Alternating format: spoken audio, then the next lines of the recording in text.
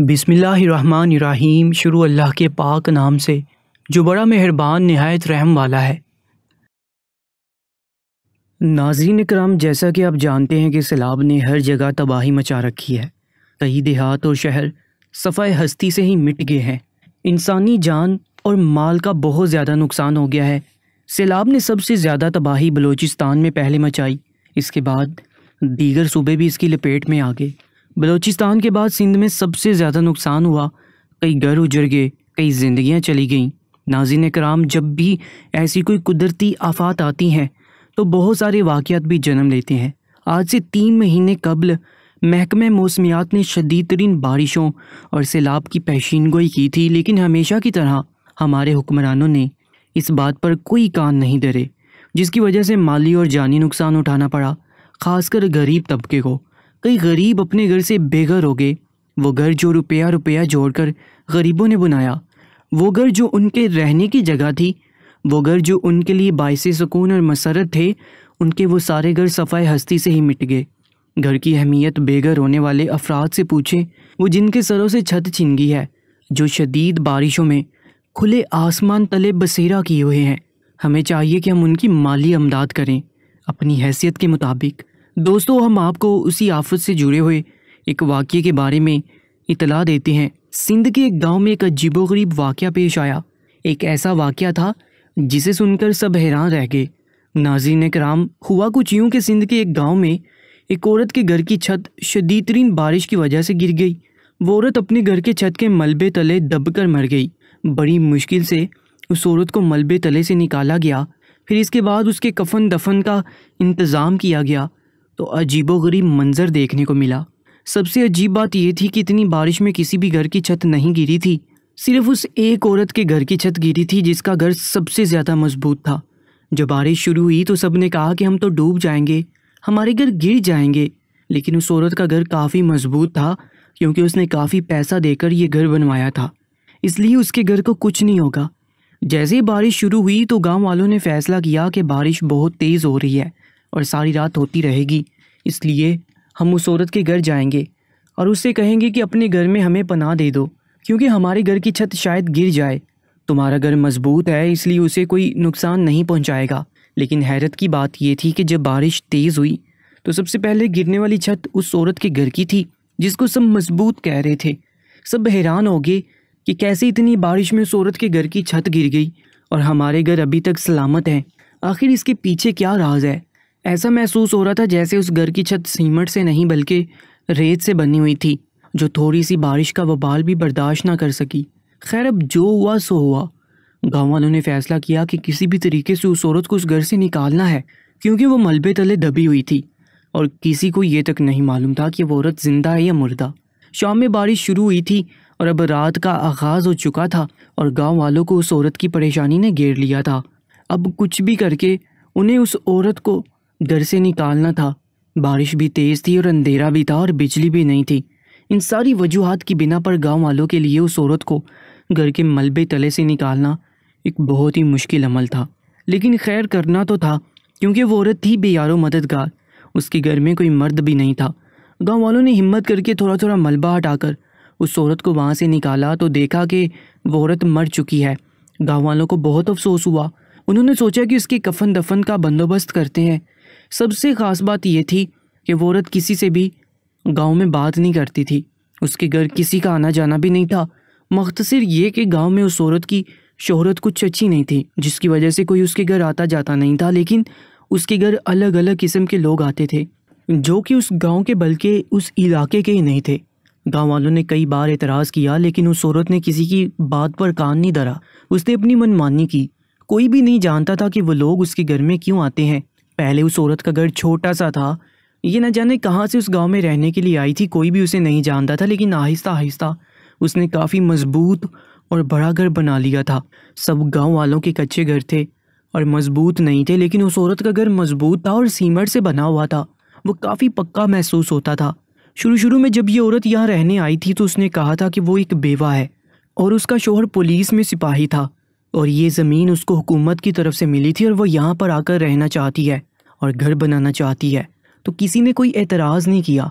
वाकई ये बात सच थी। कि वो एक पुलिस सिपाही की बीवी थी और उसके शौहर के मरने के बाद उसे हुकूमत की तरफ से ये छोटा सा प्लाट मिला था।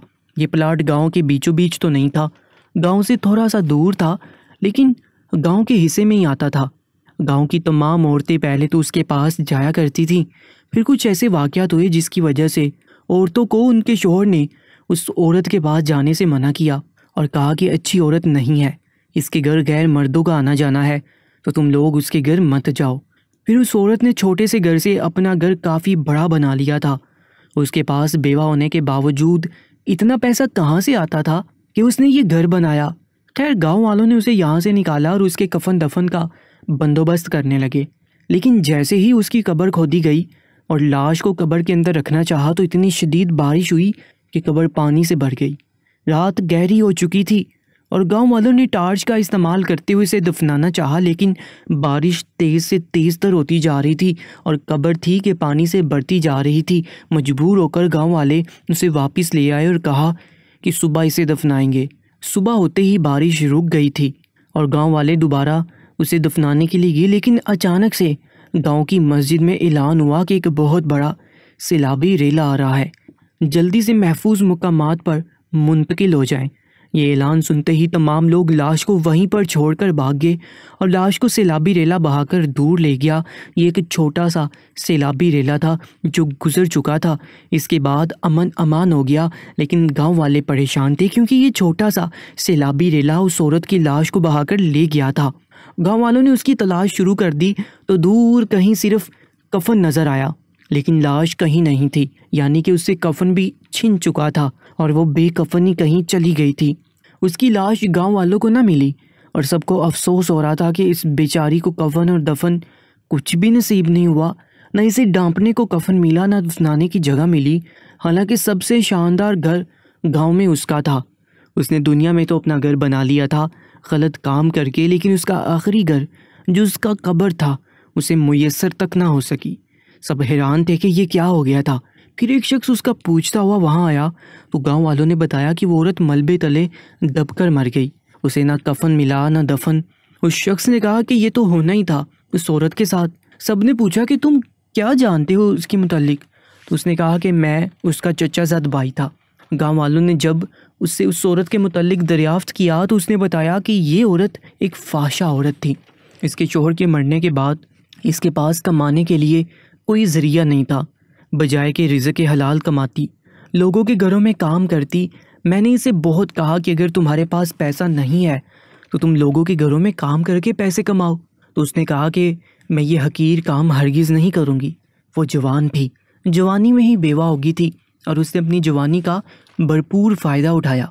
उसने रिज़्क़ हलाल को हकीर समझा और उसने कहा कि उसे अपना मकान बनाने की शदीद ख्वाहिश है और जब तक वो अपना पक्का घर नहीं बना लेती तब तक वो ये काम नहीं छोड़ेगी। उसी घर को बनाने के लिए रोज़ाना अपने घर में रात के अंधेरे में मर्दों को बुलाया करती थी और वो लोग उसके साथ बदफेली करते थे। ये सब उसकी अपनी मर्ज़ी से होता था। वो खूबसूरत जवान थी, इस काम के उसे बहुत ज़्यादा पैसे मिलते थे और उसने एक एक पैसा जोड़कर अपना ये घर बनाया जिसकी उसे शदीद ख्वाहिश थी। उसकी ये कहानी सुनकर सब हैरान हो गए कि ये औरत जिसने अपना ईमान बेचकर ये घर बनाया और सिर्फ एक झटके में कुदरत ने इसका घर गिरा दिया। जिन लोगों ने रिज़्क़ हलाल से अपने कच्चे घर बनाए थे उन सब के घर महफूज थे इस बारिश के बावजूद, लेकिन उस औरत ने हराम की कमाई से ये घर बनाया और सबसे पहले उसका घर गिरा, जिसके बारे में सब सोचते थे कि उसका घर कभी नहीं गिरेगा। सच कहते हैं कि जिस काम की बुनियाद हराम से रखी जाए वो ज़्यादा देर नहीं चलता। दुनिया में शानदार घर बनाने की ख्वाहिश रखने वाली उस औरत को दुनिया में घर तो क्या आखिरत का घर भी नसीब नहीं हुआ, ना कब्र नसीब हुई और कफन भी उससे छिन गया। नाज़रीन कराम, यही इंजाम होता है गुनाह से कमाई हुई चीज़ का। गलत काम करके पैसा जब इंसान जोड़ता है तो यही इंजाम होता है। उसका पैसा कुदरत कुछ पल में ही डुबो देती है। आप सोच रहे होंगे दूसरे लोगों पर यह अजाब क्यों नहीं आया जो हराम खा रहे हैं, तो मैं आपको बता दूं कि अल्लाह कुछ लोगों की रस्सी ढीली कर देता है और जिन पर आज अजाब नहीं आया समझें कि अल्लाह ने उनकी रस्सी ढीली की हुई है और वो किसी भी वक्त उस रस्सी को खींच सकता है। लेकिन जो लोग रिज़्क़ हलाल कमाते हैं ये सोचकर कि थोड़ा है लेकिन हलाल का है तो खुदा भी उनकी मदद करता है। हराम का पैसा जल्दी आता है और बहुत ज़्यादा आता है, लेकिन इतनी ही जल्दी वो डूब भी जाता है। परेशानी और अजियत का बायस बनता है, दुनिया और आखिरत की रुसवाई का बायस बनता है। हमें चाहिए कि हम अपना वक्त रिज़्क़ हलाल कमाने में लगा दें, क्योंकि रिज़्क़ हलाल कम होता है लेकिन काफ़ी होता है। इसके बरक्स हराम का पैसा ज़्यादा होता है लेकिन फिर भी इंसान की ज़रूरियात पूरी नहीं हो पाती, उसकी हवस बढ़ती रहती है। आज के सच्चे वाक़ये के बारे में हमें अपनी कीमती राय से ज़रूर आगाह कीजिएगा और मज़ीद ऐसी ही वीडियोज़ के लिए हमारे यूट्यूब चैनल दरबारी टीवी को सब्सक्राइब कर लीजिएगा। इंशाल्लाह मुलाकात होगी एक नई वीडियो में, तब तक के लिए अल्लाह निगहबान।